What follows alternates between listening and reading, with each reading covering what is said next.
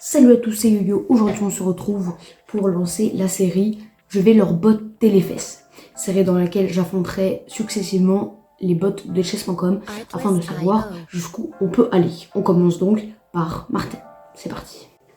On commence donc par affronter le premier bot de chess.com, à savoir Martin, avec 250 elo. Il commence par E4 et pour cette vidéo, la stratégie va être assez simple. Ça va être de ne surtout pas donner de pièces en 1 et au contraire prendre les pièces que Martin va nous offrir parce que à ce niveau-là, c'est quelque chose qu'ils font très souvent. Donc on va jouer une petite carocane, E4, donc C6 puis D4, il prend le centre, c'est très bien. D5, la carocane et on va reprendre le pion comme il se doit. Ok, alors d'accord, pour l'instant il joue des bons coups, hein. L'ouverture normalement ça va assez bien, cavalier C6, donc je bloque l'attaque, il prend, je reprends bien sûr. C'est vraiment une partie qui va être très simple, pas trop se compliquer, on va juste jouer des coups complètement logiques et simples, on va pas trop essayer d'entreprendre, on va juste récupérer les pièces qu'il va nous donner et ensuite on va mater normalement. Donc là il commence à faire des coups qui n'ont pas trop de sens.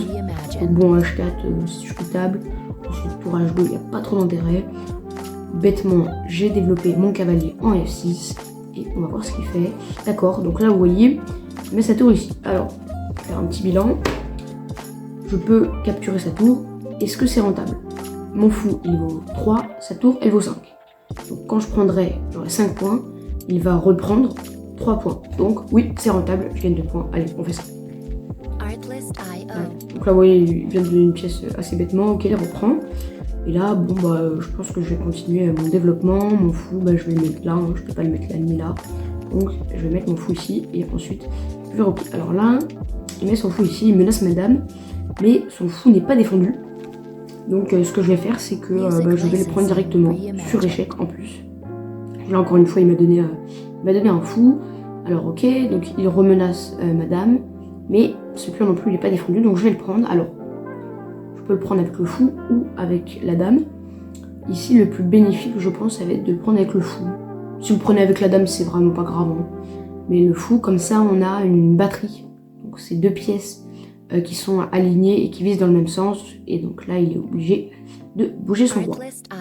Ok, très bien. Donc là, j'ai un plutôt bon contrôle du centre. Avec ce pion, ce cavalier... madame mon fou qui sont développés, ce cavalier développé, donc je vais faire le petit roc pour mettre mon roi en sécurité et ensuite on verra. D'accord, cavalier G1. Alors là ce qu'on peut essayer de faire c'est de développer ses tours et puis d'attaquer des pièces, mettre des petits dangers. Peut-être ce qu'on va faire c'est mettre cette... Ouais, on va mettre cette tour sur cette colonne ouverte. Donc, le principe c'est juste de mettre une tour sur une case plus active. Donc là, il faut vraiment garder les coups que fait l'adversaire quand même. Parce que Martin, il fait des coups qui sont plutôt logiques. À part donner des pièces. Donc c'est 3. Est-ce que je peux prendre? Oui, j'ai défendu une fois, c'est attaqué 2 fois. Donc je vais prendre. Le fou et le cavalier ont la même valeur, donc s'il prend, voilà, c'est pas grave. Je reprends avec madame. Ok, il propose l'échange de dames. Si je prends, il reprend. Finalement, ce sera 9 points contre 9 points ou 10 points contre 10 points. Donc c'est égal. Alors dans ce cas-là, il faut regarder si vraiment c'est bénéfique autre que tactiquement parlant. Donc là, en fait, je remarque déjà que j'ai une tour en plus, une tournette. Et en plus, j'ai donc 2 pions en plus. Donc quand on a plus de matériel, on va essayer d'échanger les pièces. Comme ça, on va se retrouver dans une finale très très simple, avec très peu de pièces, et ça va être facile de mater. Donc là, je vais bien sûr échanger la dame. Ok, il reprend. Alors en reprenant, il attaque ce pion. Bon, je peux le défendre hein, en développant mon autre tour. Ok, il vient là. Ok, alors là j'ai un coup qui est assez intéressant. Cavalier E4. Pourquoi? De 1, je menace cette tour qui doit partir, donc je gagne un tempo. Et ensuite ce cavalier il est au centre. Un cavalier au centre c'est souvent signe d'un bon cavalier. Alors là il y a un réflexe qui est très important à avoir sur de 1000 elo. Juste quelques secondes pour le trouver. Et si vous avez trouvé le coup de tour B2, bien joué. Une tour sur la 7ème colonne, c'est aussi un très gros atout. Parce qu'elle va contrôler énormément de choses, surtout que là il n'y a plus beaucoup de pions. Donc on aurait pu attaquer ce pion, mais maintenant qu'il fait cavalier H3, il le défend. Donc on l'attaque 2 fois, il est défendu 2 fois. Ce n'est pas nécessaire, mais quand même, on note que ce pion n'est pas défendu. Tout bêtement, je vais le prendre. Ok, intéressant, intéressant. Donc là, le coup F3, c'est pour obliger mon cavalier à partir. Donc là, j'ai plusieurs cases, hein. Je peux aller là, là. Mais là, ce serait éventuellement bien de partir sur échec. Comme ça, le roi est obligé de bouger et on gagne un temps. Donc soit je viens là. Sauf que, ouais, je peux aller là. Dans ce cas-là, soit il va là, soit il va là. Ou alors je viens ici.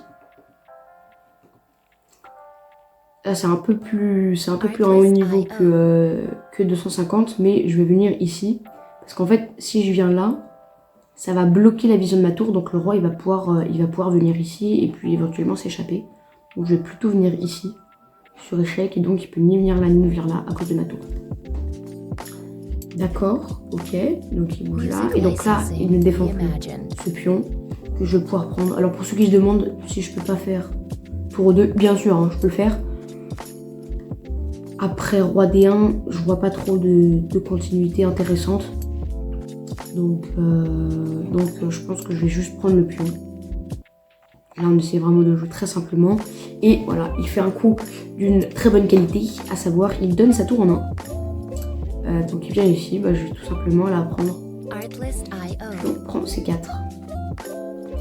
Ok, et puis là, je vais pas me compliquer la tâche. Hein. Je vais ramener l'autre tour à l'attaque. Hop, il met son cavalier. Ça c'est un bon coup. Comme ça bloque la vision de ma tour. Et ensuite, il peut partir ici par exemple. Là, j'ai pas trop de coups pour contrer. Donc je vais juste faire le plan de départ. Hop, un petit coup d'échec. D'accord. Et puis là, donc ce cavalier n'est plus défendu. Je le prends.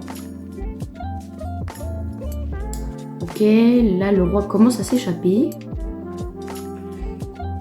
C'est pas grave, je vais juste le mettre en échec avec mon cavalier et essayer de voir comment je peux faire pour mater.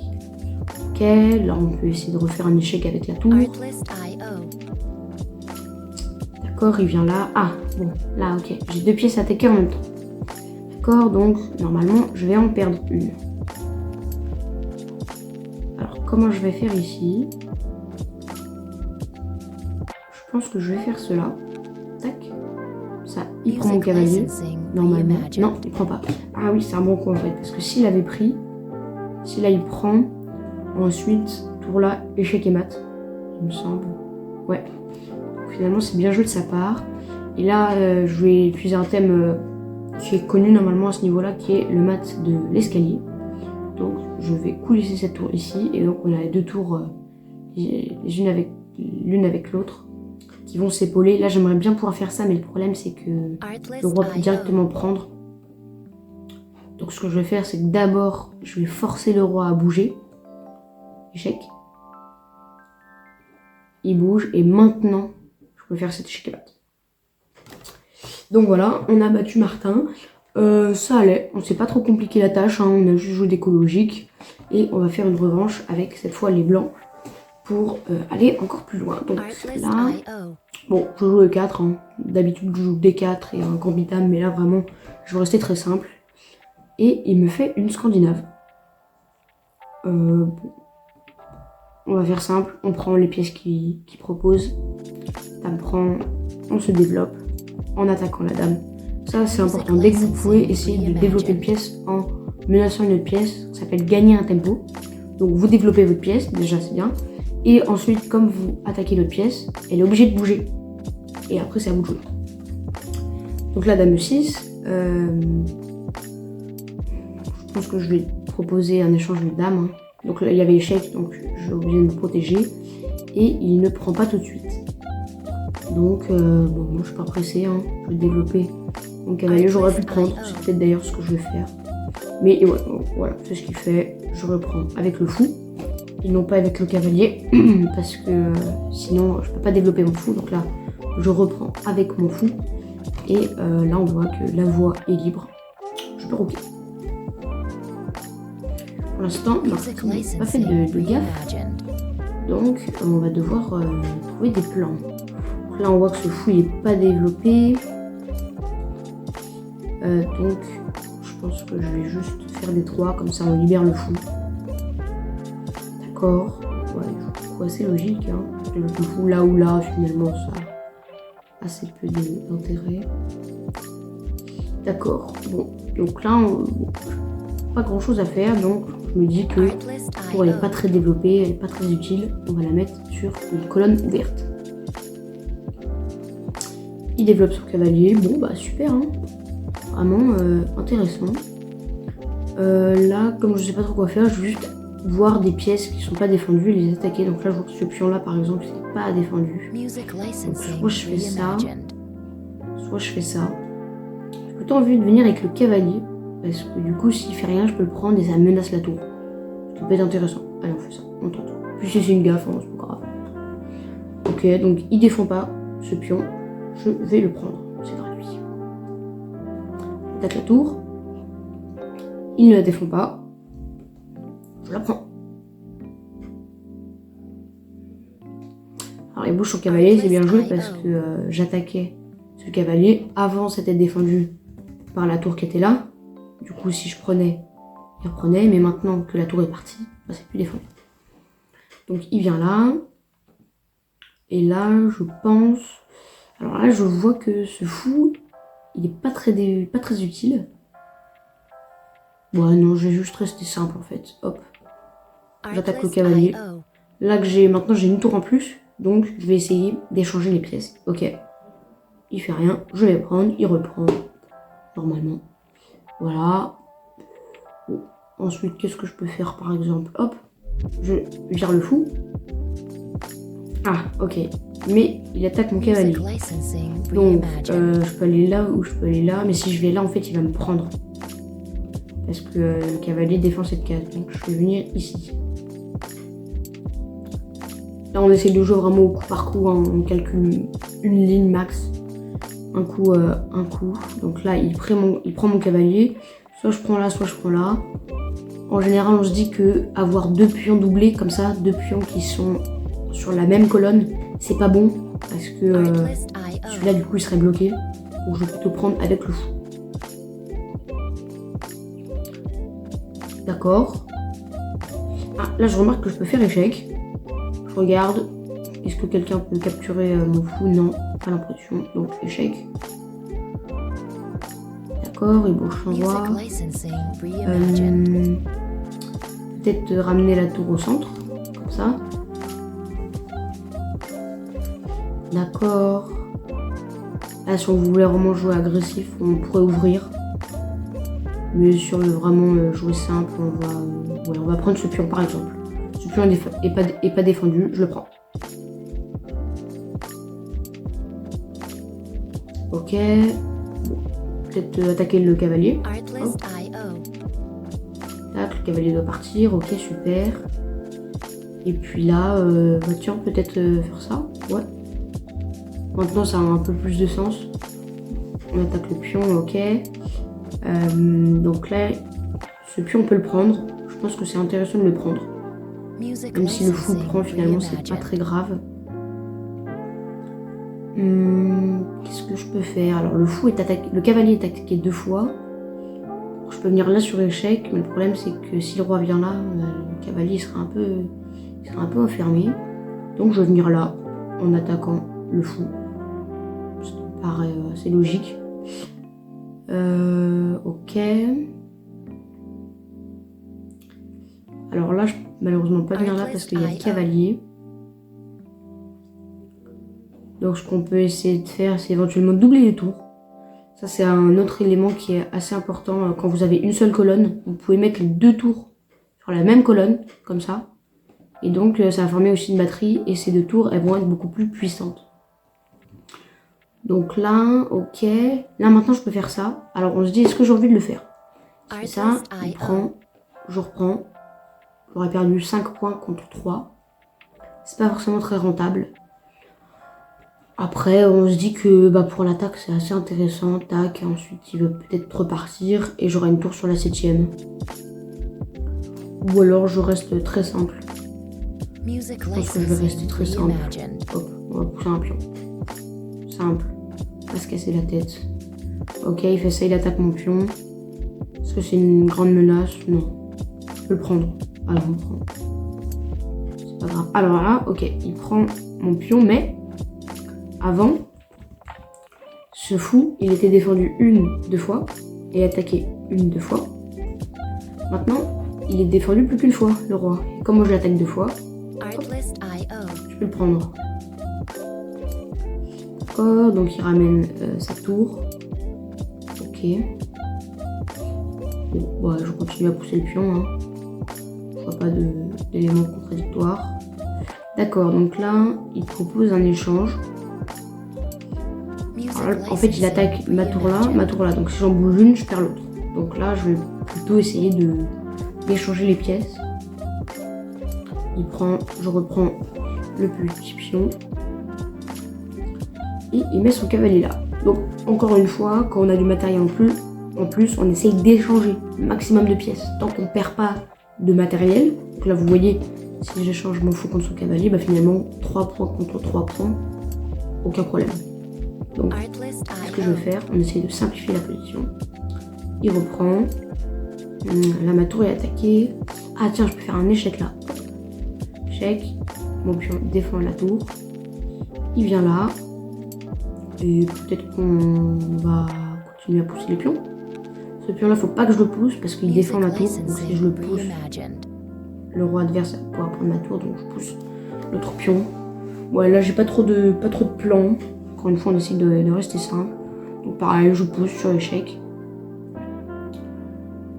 Le roi vient sur la dernière colonne. Est-ce que je peux pas continuer à pousser? Je pourrais. Je pourrais. Ouais, mais non, parce qu'après, il reprend. Quand j'ai poussé l'autre pion. Maintenant que le roi n'est plus là pour prendre ma tour, je peux pousser ce pion-là. Hop. Je vais pousser maintenant. Échec. Il vient là. D'accord. On peut refaire un échec. Alors, si je fais échec là, le problème c'est qu'il prend mon pion. Ensuite, il me laisse ma tour et mon pion. Donc, je vais plutôt faire cet échec-là. Et là, l'intérêt, c'est que quand il va partir, je vais pouvoir faire dame. Hop. J'espère que vous avez vu. Je vais là. Alors, on pourrait se dire, ouais, mais après, il peut prendre la tour. Non, parce que si je fais dame, la tour est défendue par ma dame. Et là, on va essayer aussi de faire un mat du couloir. Je vais abréger cette souffrance. Là, il y a un mat en 1. Je vous laisse quelques secondes pour le trouver. Un mat de tour. Allez, hop. Tour des 6, échec et mat. Donc, la tour attaque le roi. Elle est défendue par la dame. Et toutes ces cases-là sont défendues par la dame. Ces cases-là sont défendues par la tour. Et cette case-là est défendue par le cavalier. J'espère que ça vous a plu. Je vais continuer donc avec le prochain bot dans une prochaine vidéo. N'hésitez pas à mettre des commentaires et des likes et à vous abonner. Et puis on se retrouve bientôt pour une nouvelle vidéo. Allez, salut!